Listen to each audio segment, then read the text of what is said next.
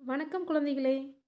இன்னைக்கு நாம் கா வரிசை எழுத்துக்குரிய தமிழ் வாய்ப்பாடு இதை பற்றி இப்பகுதியில் பார்க்கலாம். அதுக்கு முன்னாடி உயிர்மெய் எழுத்து எவ்வாறு உருவாகிறது அப்படின்னு சொல்கிறேன். தமிழில் பார்த்தீங்கன்னா உயிரெழுத்துக்கள் 12 எழுத்துக்கள் உள்ளது. மெய் எழுத்துக்கள் 18 எழுத்துக்கள் உள்ளது. இந்த உயிரெழுத்தும் மெய் எழுத்தும் சேர்வதால் பிறக்கக்கூடிய எழுத்துக்கள் தான் உயிர்மெய் எழுத்துக்கள்.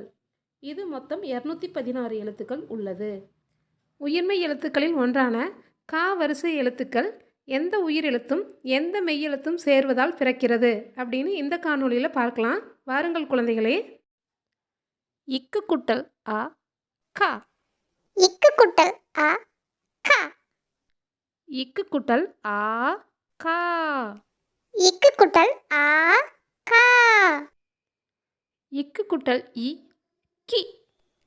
இக்கு குட்டல் இ கி. இக்கு குட்டல் ஈ கி. இக்கு குட்டல் இ கி. இக்கு குட்டல் உ கு. இக்கு குட்டல் உ கு. இக்கு குட்டல் ஊ கு. இக்கு குட்டல் உ கு.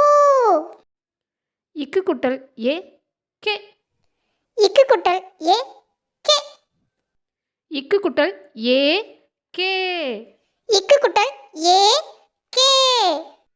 இக்கு குட்டல் ஐ கை. இக்கு குட்டல் ஐ கை. இக்கு குட்டல் ஓ கோ. இக்கு குட்டல் ஓ கோ.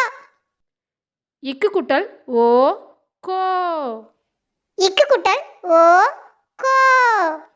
இக்கு குட்டல் ஔ கௌ. இக்கு குட்டல் ஔ